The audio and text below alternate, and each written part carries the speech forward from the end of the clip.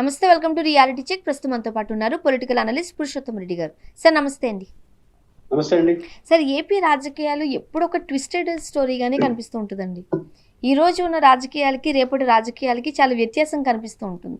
ఓ పక్క 2 ఏళ్లు కంప్లీట్ చేసుకుంది కూటమి ప్రభుత్వం. ఈ 2 ఏళ్లలో తాము సాధించిన విజయాలు ప్రజల్లోకి తీసుకువెళ్లేందుకు చాలా గట్టిగా బలంగా ప్రయత్నిస్తూ ఉంటుంటే, గవర్నమెంట్కి వ్యతిరేకంగా వైసీపీ కూడా అంతే ధీటుగా ప్రజల్లోకి వెళుతోంది. ఏదైతే వ్యతిరేకంగా లేకపోతే గవర్నమెంట్కి వ్యతిరేకంగా ఉన్న కార్యకలాపాలు ఏవైతే ఉన్నాయో వాటికి సంబంధించి ప్రజల్లోకి తీసుకువెళ్లేందుకు వైసీపీ కూడా గట్టిగానే ప్రయత్నాలు చేస్తోంది. ఏం జరుగుతుంది? ఆంధ్రప్రదేశ్లో రాజకీయ పరిస్థితులు కొంత వేగం పుంజుకోవడానికి అనేక కారణాలు ఉన్నాయి. ఒక కారణం, రాష్ట్రంలో 2 ప్రాంతీయ పార్టీలు నుంచి ప్రోయాక్టివ్నెస్ కూడా ఉంటుంది. అంటే ప్రాంతీయ పార్టీ అంటే ఒక ప్రాంతానికి రాష్ట్రానికి పరిమితం కాబట్టి హెడ్ ఆఫ్ ద లీడర్షిప్ కూడా ఇక్కడే ఉంటుంది. ఇప్పుడు కాంగ్రెస్ కనుక ఢిల్లీ వాళ్ళకి, ఏపీ రాజకీయాలు ఢిల్లీ వాళ్ళు అర్థం చేసుకుని వాళ్ళు అంగీకరించి మళ్ళీ ఏపీకి వచ్చేసరికి నెల్లగడ గడుస్తూ ఉంటుంది ఒకసారి. కానీ ఇక్కడ స్టేట్ లీడర్షిప్ అంతా మనకు అందుబాటులో ఉంటుంది. ఓనర్షిప్ అటు జగన్మోహన్ రెడ్డి గారు కావచ్చు, పవన్ కళ్యాణ్ గారు కావచ్చు, చంద్రబాబు కావచ్చు. మనకు కీలకమైన 3 పార్టీలు ప్రాంతీయ పార్టీ. అదొక కారణం మనకు కనిపిస్తుంది. రెండో కారణం ఏంటంటే జగన్మోహన్ రెడ్డి గారి వ్యవహార శైలి. జగన్మోహన్ రెడ్డి గారి వ్యవహార శైలి కొంత భిన్నమైంది. ఎట్లా భిన్నమైంది? వారు 2014 ఎన్నికల్లో ఓడిపోయారు. ఓడిపోయినప్పుడు అది ఫస్ట్ టైం పూర్తి స్థాయిలో పోటీ చేయడం. ఇలాంటి జర్నలిస్ట్ అంతా ఓటమి గురించి మాట్లాడినప్పుడు సాధారణంగా ఓటమిని తీసుకుంటున్నాము, సమీక్ష చేసుకుంటాము, ఇవన్నీ చెప్పుకుంటూ వచ్చారు. కానీ ఆయన చెప్పిన దానికి భిన్నమైంది. వాళ్ళు ఎన్నికలు అంటే అర్థం ఏమిటంటే, ఎన్నికలను స్పిరిట్ గా తీసుకోవడం అంటే అర్థం ఏమిటంటే, వాళ్ళకి అవకాశం వచ్చింది, కొట్టారు, తీసుకున్నాం, మాకు అవకాశం వచ్చినప్పుడు అంతకన్నా బలంగా కొడతాం. ఇది ఆయన ఇచ్చినప్పుడు బలంగా కొట్టాడు 19లో. ఇప్పుడు ఇక్కడ ఏమంటాడు, 20 మళ్ళీ కొట్టారు, రెండోసారి తీసుకున్నాం, మళ్ళీ రెండోసారి ఇంకా బలంగా కొడతాం అంటాడు. అంటే ఇది ఒక డిఫరెంట్ స్టైల్ జగన్మోహన్ రెడ్డి గారు. అంటే అధికారంలో ఆయన గోళ్ళు ఏమంటాడు, ఆ చేప మన అర్జునుడు ద్రౌపది స్వయంవరంలో అనుకుంటాను. అందరూ ఏం కనపడతా ఉంది నీకంటే, కొంతమంది ద్రౌపది రకరకాల పేర్లు చెప్తారు. అర్జునుడు మాత్రం నాకు ఆ చేపే కనపడతా ఉంది అంటాడు విల్లు వేసేప్పుడు. ఎందుకంటే చేపం కొడితే తప్ప ఆమె దొరకదు, స్వయంవరంలో గెలవలేదు. కాబట్టి జగన్మోహన్ రెడ్డి గారు ఆ టైపు. ఆయన గోల్ ఒకటే, అధికారంలోకి రావాలి, నేను అనుకున్న పాలన చేయాలి. నేను అధికారంలోకి వస్తే చేస్తాను, చేయలేకపోతే చేయలేము, ఊరికే మాటలేందుకు, కాబట్టి వచ్చేంత వరకు కొడతా ఉండడమే. కాబట్టి గెలిస్తే నేను అనుకున్నది చేయాలి. ఈ స్టైల్ జగన్మోహన్ రెడ్డి గారు. ఇది ప్రతిపక్షంలోనే ఆయన. కాబట్టి ఏ అవకాశాన్ని ఆయన వదులుకోవడానికి కాదు, ఆయన అవకాశాలు సృష్టిస్తాడు. ఇప్పుడు ఆంధ్రప్రదేశ్ ఎట్లా తయారైందంటే, మామూలుగా మీరు అనుభవంలో చూస్తే జర్నలిస్ట్ గా ముఖ్యమంత్రి దగ్గరకు వచ్చి డిఫరెంట్ సెక్షన్లు వాళ్ళ బాధలు చెప్పుకుంటూ ఉంటారు. సార్ మాకు ఈ బాధ ఉంది. ఇప్పుడు రివర్స్ లో జగన్ గారి దగ్గరికి బాధలు చెప్పుకుంటారు. ఏమని, మీరు వచ్చి మాతో పాటు ధర్నాలో పాల్గొంటే, లేదా ఇప్పుడు ఆక్వా రైతుల సమస్య ఉంది, నెల్లూరుకి రండి, మామిడి రైతుల సమస్య ఉంది, బంగారుపాలెంకి మళ్ళీ రండి, మీరు వచ్చారంటే ప్రభుత్వం ఏదో స్పందిస్తుంది.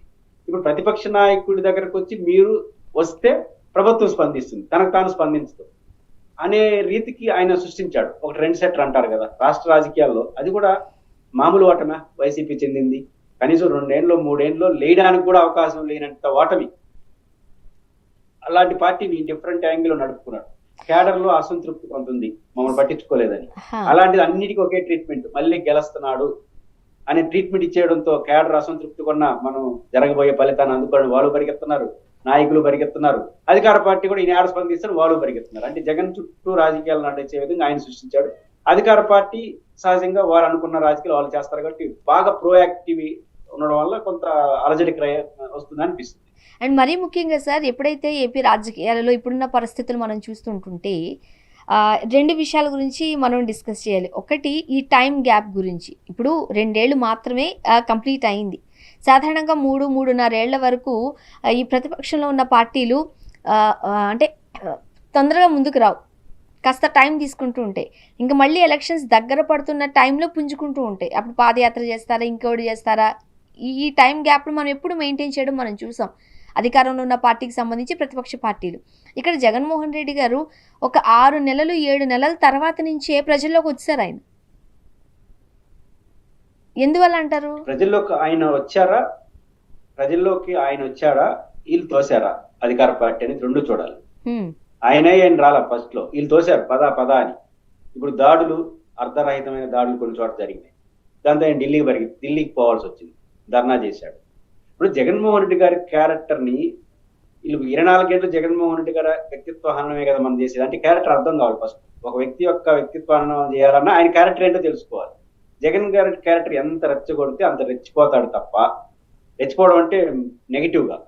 ఇప్పుడు భయపెడితే భయపడే వాళ్ళు ఒకరు ఉంటారు, భయపెడితే మరింత తెగించే వాళ్ళు కొంతమంది ఉంటారు. జగన్మోహన్ రెడ్డి రెండో తరహా. జగన్మోహన్ రెడ్డి గారి జోలికి పోకుండా ఆయన ప్రశాంతంగా ఉంటాడు. ఇప్పుడు ఆయన జోలికి పోయినారు, తర్వాత రెండో రోజు నుంచి శ్వేతపత్రాలు ప్రకటించి మళ్ళీ గత పరిపాలన, జగన్మోహన్ రెడ్డి గారు మళ్ళీ రానియద్దండి, మద్యం కేసు చేసేదానికన్నా చెప్పేది ఎక్కువైంది.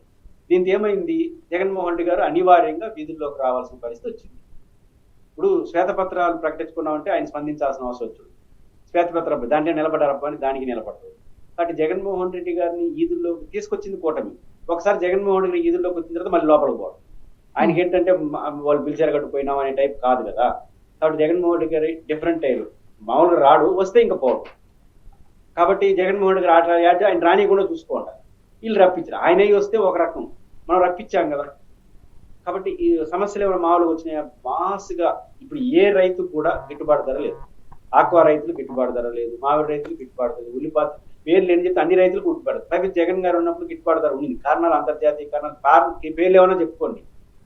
రైతే ఉంటాడు, మా చిత్తూరు జిల్లా రైతే ఉంటారు. జగన్ ఉన్నప్పుడు 12 నుంచి 60 రూపాయలు పోయింది తోతాపూరి మామిడి, రకరకాల మామిడి. ఈ రోజు 5 రూపాయలు కొనుక్కోనట్లేదు, ఏంది మా పరిస్థితి. జగన్ అనుకోరు, పోల్చుకుంటారు కదా. కానీ పోల్చుకునే అవకాశాన్ని మీరు ఇచ్చారు, దానికి సరిదిద్దే ప్రయత్నం చేయలేదు కాబట్టి ఆయన యాక్టివ్ అవుతున్నాడు. కానీ జగన్మోహన్ రెడ్డి గారు యాక్టివ్ కావడానికి 2 కారణాలు. ఆయన స్వభావం, వీళ్ళు బలవంతంగా రండి అని పిలిచినారు వచ్చినారు. కాబట్టి ఆత్మాభిమానం, ధైర్యం 2 ఉన్న జగన్మోహన్ రెడ్డి నేచురల్ గా ఆ స్వభావం అట్లే ప్రదర్శిస్తారు. అండ్ మరోపక్క ఏదైనా ఒక వ్యతిరేకత వచ్చినప్పుడు మన అధికారులు ఎవరైతే ఉంటారో, ప్రతిపక్షంలో ఎవరైతే ఉంటారో వాళ్ళ దగ్గరికి వెళ్ళి కలుస్తూ ఉంటారు. ఆ బాధ్యతలతో కావచ్చు, లేకపోతే ఇబ్బందులు పడుతున్న వాళ్ళతో కావచ్చు. ఇక్కడ రివర్స్ గేర్లో ఎవరైతే ఇబ్బందులు పడుతున్నారో, మీరు అన్నట్టుగా ఆక్వా రైతులు నిన్న వెళ్ళి జగన్మోహన్ రెడ్డి గారిని కలిశారు, మొన్న డిఎస్సికి సంబంధించిన అభ్యర్థులు కలిశారు. అంటే ఒక్కొక్కరుగా జగన్మోహన్ రెడ్డి గారి సపోర్ట్ కోసమో, లేకపోతే జగన్మోహన్ రెడ్డి గారిని కలవడం మనం చూస్తూ ఉన్నాం. సోన గారు, బేసిక్ గా నాకు కూడా ఉన్న పరిమితమైన రాజకీయ పరిజ్ఞానంలో ఎప్పుడు కూడా ప్రతిపక్ష నాయకుడి దగ్గర పోవడానికి అందరూ భయపడతారు, అభిమానం ఉన్నా కూడా. ఎందుకంటే ఆయన దగ్గర పోతే పని కూడా కాదేమో, మామూలుగా అయితే ప్రతిపక్ష నాయకుడు అయితే అయ్యే పని కూడా కాదేమో అనేది ఒకప్పుడు నానుడి. జగన్ గారు వచ్చిన తర్వాత ఈ ప్రతిపక్షంలో ఆయన దగ్గర పోతే తప్ప అంతో ఇంతో కాదనే పరిస్థితి వచ్చింది. మామూలుగా ప్రతిపక్ష నాయకుడి దగ్గర పోతే భయపడాలి, ఎందుకంటే చేసేది కూడా జరగదు. మామూలుగా ఆడి పోతావా, నీ సంగతి చూస్తాను అధికార పార్టీ అంటుంది మామూలుగా, ఇండైరెక్ట్ గా. ఇప్పుడు ఆయన దగ్గర పోతే ఆయన వస్తే కాబట్టి పని అవుతుంది అనే ఒక సిమ్టమ్స్ వచ్చిన తర్వాత అందరూ ఆయన దగ్గరికి పోతున్నారు. ఎందుకు పోతున్నారు? ఫస్ట్ ప్రభుత్వం ఏం చేయాలంటే, ఏదైనా సమస్య వచ్చినప్పుడు వినడానికి ట్రై చేయాలి. డిఎస్సిలో ఉన్నారు వాళ్ళందరూ జగన్ గారి దగ్గర పోయి ప్రభుత్వం ఓపెన్ డోర్ పాలసీ తీసుకుంది అనుకో, దగ్గర పోతారు. కాకపోతే మళ్ళీ జగన్ గారి దగ్గర పోవాలి. మీరు ఏదన్నా ఇష్యూ వస్తే దాని అందరినీ జగన్ ఖాతాలో వేసేసి, ఇప్పుడు డిఎస్సిలో స్పోర్ట్స్ కోట రకరకాల దాన్ని కరెక్ట్ రాంగ్ జోలిని వెళ్ళట్లేదు. వచ్చినప్పుడు ఎవరైనా అభ్యంతరాలు ఉంటే నా దగ్గర రాన్ స్వామి అని మంత్రి పిలుచున్నాడు అనుకోండి, వీళ్ళందరూ ఆడిపోయింటారు, జగన్ దగ్గర పోయింటారు. లోకేష్ గారు ఓపెన్ గా మీకు ఏదైనా అభ్యంతరాలు ఉంటే వచ్చి అధికారులు చెప్పండి, లేదా నాకు చెప్పండి అని కానీ పిలిపించుంటే, జగన్ గారి దగ్గరకు పోయిన ప్రతి డిఎస్సి వాళ్ళు ఫస్ట్ లోకేష్ గారి దగ్గర సమస్య పరిష్కారం విఫలమైంటే మళ్ళీ ఈయన దగ్గరకు వచ్చుంటారు. అసలు ఎవరైనా అన్నా లేదు దీని వెనకాల జగన్ ఉన్నాడు, కానీ జగన్ ఉన్నాడు అని వాళ్ళే అంటున్నారు కదా, మనమే పోదామని వాళ్ళే పోయినారు. కానీ ఎవరైనా నోరు తెరిచి పలానా ఉన్నప్పుడు మీరు ఒక మాట అన్నారు అనుకో, మీ స్వర్ణాగర్ వెనకాల జగన్ అనుకో, ఇంకా ఎట్టా అన్నారు కానీ మీరే పోతారు. ఎవరికైనా అదే సూత్రం వర్తిస్తుంది. కాబట్టి ఇట్లాంటి అతివృష్టి చేష్టల వల్ల జగన్ గారి దగ్గరికి వాళ్ళు వెళ్లాల్సిన పరిస్థితి వస్తాం. అండ్ మరీ ముఖ్యంగా ఈ 2 ఏళ్ల టైంలోనే ప్రజా ఉద్యమంలోకి జగన్మోహన్ రెడ్డి గారు అప్పుడే వచ్చేస్తున్నారు. సాధారణంగా ఇంకా రావడానికి ఇంకా 1.5 year టైం ఉంది. ఎలక్షన్స్ ముందుగా కదా ఇవన్నీ కార్యక్రమాలన్నీ చేపట్టేది, వాళ్ళ ఒక ప్లానింగ్లోకి నుంచి వెళ్ళేది, ఒక స్ట్రాటజీ ఉపయోగించేది. బట్ ఇంకా 2 ఏళ్ళు కంప్లీట్ అయింది మొన్నే. ఇప్పుడే ప్రజా ఉద్యమంలోకి జగన్మోహన్ రెడ్డి గారు వచ్చేస్తున్నారు.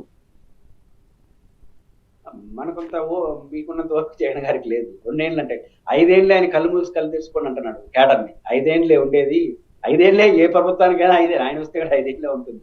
కానీ కేడర్కి ఏం చెప్తున్నాడు, కళ్ళు మూసుకొని తినండి 5 ఏళ్ళు అయిపోతుంది, మనం వచ్చేస్తాం మళ్ళీ అంటే. కళ్ళు మూసుకొని తినంటే ఇంకా ఆ పనిలోనే ఉండు. మనం దాదాపు ఈ ఎన్నిపోటు ప్రోగ్రామ్ అన్ని చూస్తే అధికార పార్టీ ఒక కార్యక్రమం పెడితే 100 కార్యక్రమాలు పెడతారు.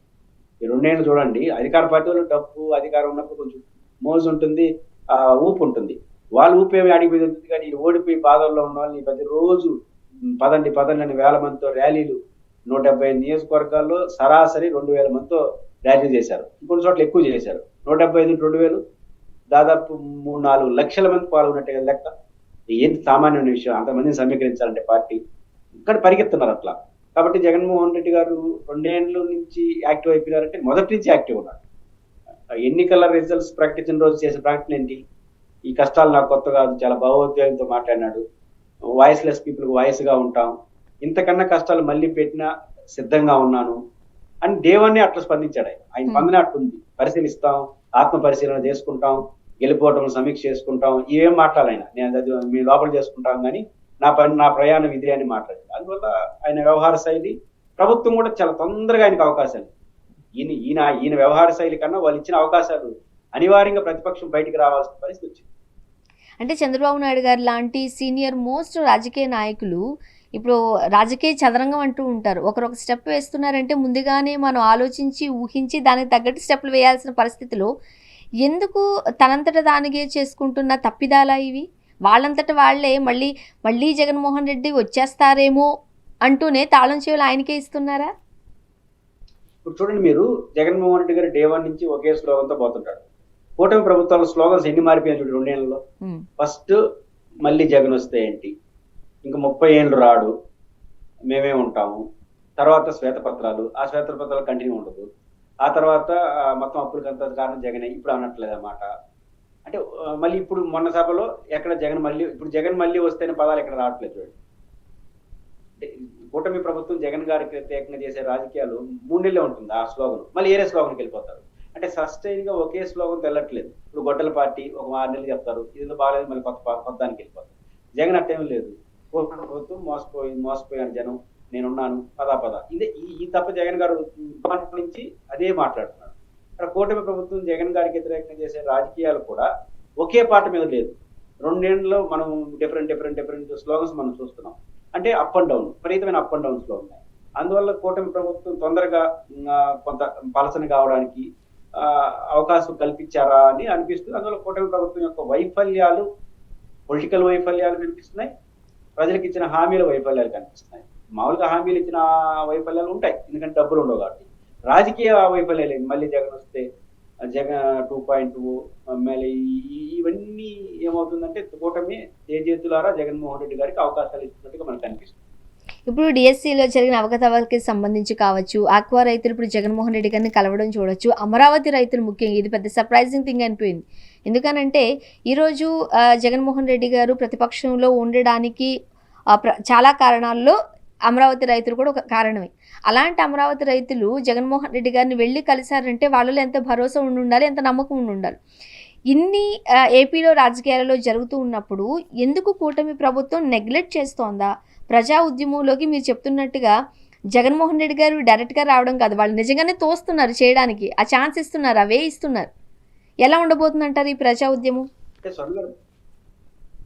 స్వర్ణ గారు బేసిక్ గా కూటమి ప్రభుత్వం సమాధానం చెప్పలేకపోతా ఉంది అనడానికి సమాధానం లేని ప్రశ్నలు వస్తున్నాయి.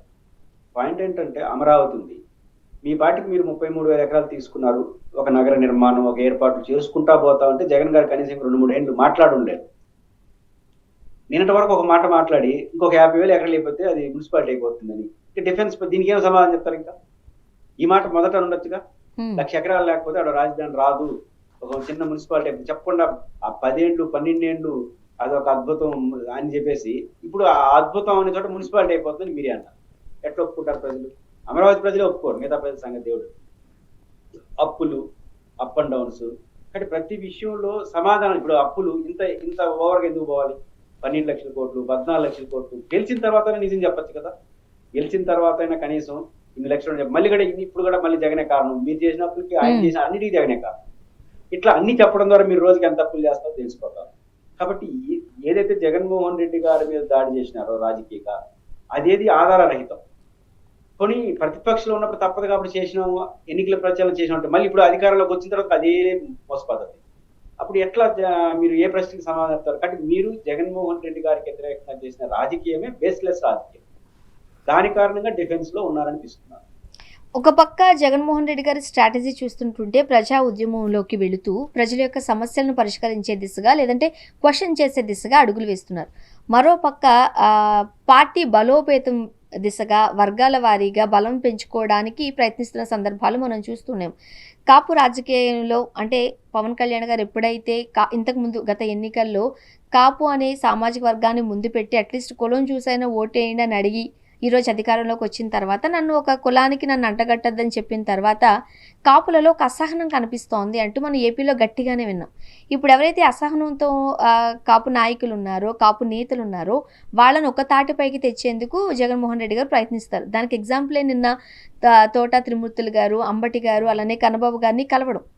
ఇదొక స్ట్రాటజీ. ఏం చెప్తారు? అంటే జగన్మోహన్ రెడ్డి గారి స్ట్రాటజీ కన్నా ఒక రియాలిటీ కనిపిస్తుంది ఇక్కడ. రియాలిటీ ఏంటి? కాపులు ఒక బలమైన సామాజిక వర్గం ఆంధ్రప్రదేశ్ లో ఉంది. వారికి ముఖ్యమంత్రి రెడ్లైనారు, నాయుళ్ళైనారు, దళితులైనారు, ఇంత పెద్ద సామాజిక వర్గం మేము కాలేకపోతున్నాం అనే ఒక బాధ వాళ్ళు ఉంది. ఆ కోరికను ప్రజారాజ్యం వచ్చినప్పుడు అడ్రస్ అవుతాను. చిరంజీవి గారు కాపు కులానికి ప్రతినిధి కాకపోవచ్చు, కానీ చూసుకున్నారు మా కాపు ఒకరు అవుతారా అని. అట్లే మళ్ళీ ఆయన ఫెయిల్ అయినాడు. తర్వాత పవన్ కళ్యాణ్ గారు వచ్చారు, ఈయన ద్వారా చూసుకున్నారు. అంటే పవన్ కళ్యాణ్ గారు ఏ ఉద్దేశంతో రాజకీయాలు చేస్తున్నది అది కాదు పాయింట్. కాపుల్లో మావాడు ఒకసారి ముఖ్యమంత్రి అయితే బాగుంటుందనే భావన పవన్ కళ్యాణ్ గారు చూసినప్పుడు నేను రేపు తెల్లారితో అయిపోతానని చెప్పాల్సిన అవసరం లేదు, రెచ్చగొట్టాల్సిన అవసరం లేదు, కానీ నేను ఆ ప్రయత్నంలో ఉన్నాను అనే భరోసా అయితే ఇవ్వాలి కదా. ఈ రోజు అయితే రేపు కాకపోతే ఎల్లుండి 10 ఏళ్ళు కాకపోతే అవుతుంది. జగన్మోహన్ గారు పార్టీ పెట్టిన 12 ఏళ్ళకి కదా ముఖ్యమంత్రి అయినాడు. 10 ఏళ్ళకు 12 ఏళ్ళకు ముఖ్యమంత్రి అయినాడు, 9 ఏళ్ళకి అనుకుంటా. అంటే అంత ఓపిక ఎందుకు పట్టాడు? వచ్చిన వాళ్ళందరికీ అయినప్పుడు చూద్దాంలే అని అందరూ చెప్తుంటే ఎవరు ఉండవు. కాబట్టి కాపుల్లో ఈ రియలైజేషన్ ఎందుకు వస్తా ఉంది? మీ పట్ల ఒక ఆశ ఉన్నప్పుడు. కానీ ఇప్పుడు విజయ్తో పోల్చారు. విజయ్ పరిస్థితులు వేరు, మన పరిస్థితులు వేరు. నేను కూడా స్టడీ చేస్తాను, మనం ఏమన్నా విజయ్ నుంచి నేర్చుకోవాల్సి నేర్చుకుంటాం ఒక మాట అనొచ్చు కదా. ఆయన చివరికి దాని రివర్స్ లో మాట్లాడారు. అంటే ఈ కాపుల్లో వస్తున్నటువంటి ఏ ఫీలింగ్స్ ని కూడా అర్థం చేసుకోకుండా, అడ్రస్ చేయకుండా పవన్ కళ్యాణ్ గారు ఎప్పుడైతే చెప్తున్నారో, ఇప్పుడు 15 ఏళ్ళు ముఖ్యమంత్రి అయినా ఎవరు అడిగారు? చంద్రబాబు నాయుడు గారు ఎవరు అడగల. 15 ఏళ్ళు ముఖ్యమంత్రి అయిన తర్వాత 29 ఎన్నికల్లో కాపులు మీకు ఎట్లా ఓటేస్తారు? అంటే ఓటేయచ్చు, కాపులు వేయరని నేను అన్ను. కాపులు వేస్తారు, రెడ్లు వేస్తారు, నాయన అన్ని కులాలు మీకు వేస్తారు. బట్ మహావాడు ముఖ్యమంత్రి అవుతాడనే కాన్సెప్ట్ అయ్యి ఇంకా మీరు ఒక కాపు డిప్యూటీ సీఎం ఏమవుతుందంటే డిప్యూటీ వాళ్ళు వేయొద్దనే చెప్తున్నారు కదా సార్ ఇండైరెక్ట్ గా. మమ్మల్ని నన్ను ఏ వర్గానికి నన్ను కట్టేయద్దు బాబోయ్ అంటున్నారంటే దాని అర్థం ఏంటి? మీరు వేయకపోయినా పర్లేదనే కదా. మేము ఒకసారి లెఫ్ట్ పార్టీలో ఉన్నప్పుడు ఒక గమ్మత్ అయింది. అప్పుడు ఒక పార్టీ రాష్ట్ర కార్యదర్శి వచ్చాడు. నేనే ఉపన్యాసం చెప్పేటప్పుడు మనకు కులం లేదు, మతం లేదు, ప్రాంతం లేదు, మన భాష లేదు, అంతా అంతర్జాతీయం అనేది ఉపన్యాసం చెప్పారు నాకున్న ఆవేశంతో. అప్పుడు ఆయన అన్నాడు ఒక మాట, మన కులం లేదు, మతం లేదు, ప్రాంతం లేదు, జనం కూడా మనతో లేరు అన్నాడు. కాబట్టి వీళ్ళతో జనం ఉంటే నీ ఆవేశం వచ్చేదో సినిమా డైలాగ్ చెప్తాడరా బాబు.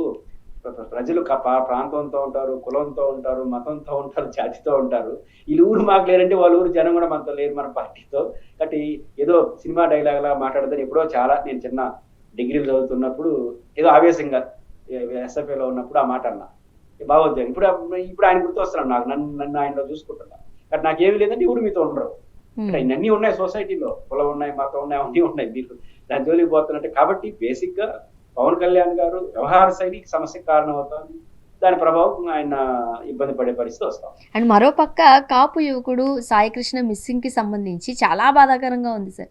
ఆ తల్లి పడే వేదన ఆమె డైరెక్ట్ గా చెప్తున్నారు, బతికుండుంటే కోర్టులో హాజరుపరచండి, లేదు చచ్చిపోయాడా శవానన్నా చూపించండి, దేనికో దానికి మేము ఒక దానికి స్టిక్ ఆన్ అవుతాం. అసలు ఏమయ్యాడో తెలియని ఈ భయము, ఈ బాధ ఉంటుంది చూడండి, అది చాలా గుండెలు పిండేసే ఇబ్బందికరమైన అంశం. ఏంటి సార్ అసలు ఏం జరిగి ఉంటుంది అంటారు? లాకప్ డెత్ అని కొంతమంది, అవును, చనిపోయినారని కొంతమంది, మిస్సింగ్ అని కొంతమంది, గట్టిగా చాలా హింసించారంటూ కూడా వార్తలు వస్తున్నాయి సార్. గోల్డ్ రకరకాలుగా వస్తున్నాయి. అంబటి రాంబాబు గారు అయితే అవి వర్ణించలేనటువంటి బాధ. పాయింట్ ఏంటంటే ఒక సందర్భంలో నేను ఒక విశాఖపట్నం నుంచి సముద్రంలో పడిపోతారు పిల్లలు. అప్పుడు ఆ తల్లి బయట వచ్చి అన్న మాట గుండెలు పిండేస్తుంది. అదేంటంటే, మొదట నా పిల్లలు సముద్రంలో పడిపోయినారు, తొందరగా నా కొడుకును చూడాలని ఆశపడ్డాను. 3 రోజుల తర్వాత 4 రోజుల తర్వాత ఆ శవాలు బయటపడతాయి ఇంకో చోట సముద్రంలో. పడిపోయిన తర్వాత ఆ శవాలను చూడలేని పరిస్థితి. 4 రోజుల క్రితం నా కొడుకు శవాలను చూడాలనుకున్నాను, ఇప్పుడు కనపడకపోతే బాగుంటుంది అనుకుంటానని. ఆ శవాన్ని చూడలేక ఆ తల్లి యొక్క వేదన. అంటే ఇటువంటి చూడలేరు కదా చనిపోయిన శవాన్ని. ఇదే సిచ్యువేషన్ ఆమె కూడా. ఆ అబ్బాయి ఏం చేశాడో నాకు తెలియదు. తప్పు చేసినాడా, ఒప్పు చేసినాడా, చట్టపరంగా శిక్షించండి తప్పు చేసుకుంటే. కానీ ఆ తల్లి ఇలా మాట్లాడిన తర్వాత కూడా ఇంకా కూడా పోలీసులు రెస్పాన్స్ లేకపోతే ఎట్లా? కోర్టు మీద హాజరుపరచండి, తప్పు చేస్తే శిక్షించండి, కఠినమైన శిక్షించండి, తప్పు చేస్తే ఎవడు వద్దన్నాడు. కానీ ఏమి చేశారో మీ పరిధి ఏంటో అది చేయండి, ఒక భరోసా కల్పించండి. కాబట్టి ఇంత దారుణంగా ఆ తల్లి వచ్చి మాట్లాడుతూ స్పందించకపోతే ఏ కులమన్నా కావచ్చు అతనిది, ఖచ్చితంగా చాలా ఆవేదన కలిగిస్తుంది. కాబట్టి ఆ తల్లి వేదన ఆ అబ్బాయి ఏం చేసినాడు అనేది మనకు తెలియదు. కానీ అదైనా చెప్పండి, ఇతని ఘోరాలు చేశాడు, నేరాలు చేసినాడు, అరెస్ట్ చేస్తున్నాము, అతన్ని చట్టపరంగా శిక్షిస్తామని చెప్పండి. ఏమీ చెప్పకపోతే విచారణకు ఆదేశిస్తామంటారు. ఇది చాలా దుర్మార్గమైన విషయం. కాబట్టి ఇట్లాంటి పరిస్థితి ఏ తల్లికి రాకూడదు. కాబట్టి ప్రభుత్వం సీరియస్ గా ఆలోచించండి. ఆయన ఏం చేశాడో నాకు తెలియదు ఇప్పటికి కూడా, బహుశా మీకు జర్నలిస్ట్ తెలిసి ఉండొచ్చు, ఇప్పటికీ తెలియదు. కానీ మనలాంటి వాళ్ళని ఎందుకు ఖండిస్తున్నారంటే ఆ ధోరణి. ఆ తల్లి వచ్చి నా కొడుకు శవాన్ని అన్నయ్యండి, లేకపోతే చూపించండి పరిస్థితి ఏ తల్లికి రాకూడదు కదా. ఇది ఆమె ఇలా మాట్లాడిందంటే ప్రభుత్వం మేడకు చుట్టుకుంటుంది. రాష్ట్రంలో ప్రతి ఒక్కరు ఇదేం ధోరణి అన్నప్పుడు అందులో మీ ప్రభుత్వానికి వ్యతిరేకంగా సిఐ మాట్లాడిన మాటలు కూడా చాలా దారుణంగా ఉన్నాయి కదా సార్. చంపేస్తా నీ కొడుకుని, ఇంక నీ కొడుకు లేడు పోయాడు అనుకో. అది ఎవరు మీకు అధికారం ఎవరిచ్చారు? అది ఇప్పుడు కాబట్టి సమస్య సిఐ ఏం లేదండి. మహా అంటే ఏదైనా తప్పు చేసి సస్పెండ్ అవుతాడు, మళ్ళీ ఉద్యోగం వస్తుంది. ఆలోచించండి, ప్రభుత్వాన్ని మెడకు చుట్టుకుంటుంది. మీరు ప్రభుత్వం ఆలోచించాల్సిన సిఐకి ఏం కాదు, మహా అంటే సస్పెండ్ కావచ్చు, మళ్ళీ వస్తాడు, లేకపోతే అది కూడా కాకపోవచ్చు. బట్ ప్రభుత్వం మెడకు చుట్టుకుంటుందంటే ఎవడు కాపాడలేడు. సిఐని ఎవరిని కాపాడతారేమో కానీ ప్రభుత్వాన్ని ఎవరు కాపాడలేడు. కాబట్టి యువకుడిని ఏం చేసేసారని మెసేజ్ వెళ్తా ఉంటే ఖచ్చితంగా చాలా అభ్యంతరకరం. ప్రభుత్వం స్పందించాలి. అతను ఏం తప్పు చేశాడో చెప్పండి, అభ్యంతరం లేదు, శిక్షిస్తామని చెప్పండి, చట్టపరంగా శిక్షించండి, ఆ తల్లి వేదన కూడా తీర్చండి. ఈ రెండు చేయకపోతే చాలా తీవ్రమైనటువంటి ప్రతిఘటనను ఎదుర్కొంటే, ప్రతిఘటన అంటే ఈదుల్లోకి రాకపోవచ్చు, ఈదుల్లోకి వచ్చిన స్వర్ణ గారు అర్థం చేసుకుంటాం, కోపం ఉన్నారు ప్రజలని. ఈదుల్లోకి రాకుండా రియాక్ట్ అయ్యే ప్రజలు చాలా తీవ్రంగా శిక్షిస్తారు. అది మీకు అర్థం కాదు. అది 2029 బ్యాలెట్ పేపర్ లో అర్థం అవుతుంది, లేకపోతే ఈవీఎం లో అర్థం అవుతుంది. మన తమిళనాడులో జరిగి చూశారు, వరుస పెట్టి కొట్టారంటే ఎట్టగొడతారని. కాబట్టి ప్రభుత్వం పొలిటికల్ గా ఆలోచించండి, సామాజిక కోణం ఏం జరిగిందో చెప్పండి, మంచిని మంచిగా చూడండి, చెడ్డగా అట్లా లేకపోతే ప్రభుత్వం మీద చూసుకోండి. అండ్ మరి ముఖ్యంగా దీనికి సంబంధించి కూడా కూటమి ప్రభుత్వం నుంచి మనకి ఎక్కడ ఒకలాంటి సాటిస్ఫైడ్ ఆన్సర్ లేకపోతే ఇంకోటి ఏదో స్పందన కూడా రావట్లేదు. ఆ తల్లి బయటకు వచ్చి మాట్లాడడం తప్పితే, ఏం జరిగిందో అర్థం కాక మనబోటోళ్ళు మాట్లాడుకోవడం తప్పితే మనకు సరైన ఆన్సర్ కూడా దొరకట్లేదు. ఇది ఒక్కటే కాదు సార్, ఏపీలో ఇలాంటి మిస్సింగ్ కేసులు గూగుల్కి వెళ్ళి చూస్తే చాలా ఉన్నాయి. ఖచ్చితంగా ఇప్పుడు ఏమవుతుందంటే రాను సరైన సమాధానం లేనప్పుడు విచ్చలవిడితనం వచ్చేస్తుంది. ఎప్పుడు కూడా అడ్మినిస్ట్రేషన్ కానీ నేనైనా మీరైనా మన పైన ఉన్న వాళ్ళు మన కంట్రోల్లో లేకపోతే, మనం తప్పుదో పడితే దాన్ని ఆడికి తీస్తాం, ఎండ్ పాయింట్ తెలియదు. కాబట్టి అధికార వ్యవస్థ తప్పు చేయొచ్చు, ఇంకొకరు తప్పు చేయొచ్చు, కానీ తప్పు చేసిన వాళ్ళు సరిదిద్దే పని ఉండాలి. కనీసం ప్రభుత్వ స్థాయిలో ఆగ్రహం వ్యక్తం చేయాలి, సమీక్ష చేస్తాం, తాడదీస్తామని చెప్పాలి, తప్పుగా చూస్తామని చెప్పాలి. తప్పు ప్రభుత్వాన్ని అంటగట్టలేము, కానీ ఇన్ని రోజులుంటే ప్రభుత్వం అంటగట్టాల్సి వస్తుంది. కాబట్టి ప్రభుత్వం సీరియస్ గా ఆ పోలీస్ అధికార పైన చర్యలు తీసుకోవాలి.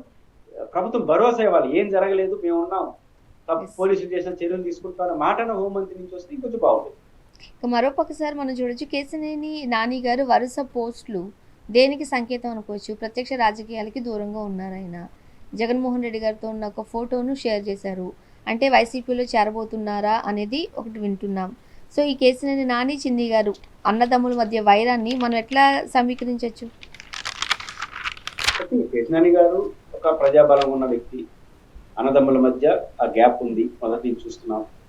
ఆయన ఏమి జగన్మోహన్ రెడ్డి మీదుగా కోపంతోనో బాధతో కాదు, ఏదో రాజకీయాల్లో ఇంత చేసినాం ఓడిపోయినామని బాధతో కొంత సైలెంట్ అయినట్టున్నాడు.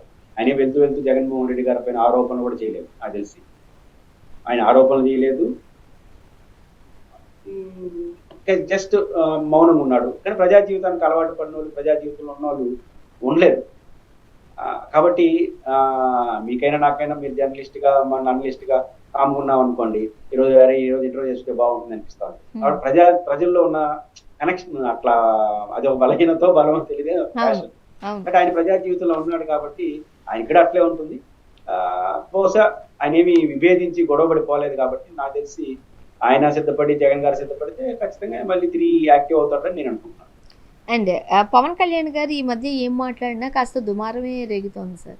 మొన్న ఢిల్లీ వేదికగా మాట్లాడిన ఆ కార్యక్రమంలో చాలా అంశాల గురించి మాట్లాడుతూ ఈ కాక్రోచ్ జనతా పార్టీకి సంబంధించి కూడా మాట్లాడారు. ఒక సుమతి శతకాన్ని కూడా అక్కడ చెప్పడం జరిగింది. బలమైన సర్పము చలిచీమల చేతిలో చచ్చిపోయే అవకాశం ఉంటుంది, అది మనకు తెలిసిన విషయం.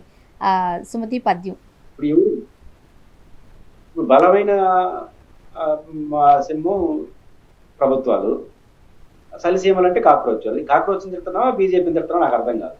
మీరు చెప్పే సామెతలకి పరిస్థితి. కాక్రోచ్ దేనికి? కాక్రోచ్ని ఎట్ట చూడాలంటే అభిజిత్ ఎవరో దాని సృష్టికర్త ఉన్నారో ఆయన పైన దాడి చేశారు,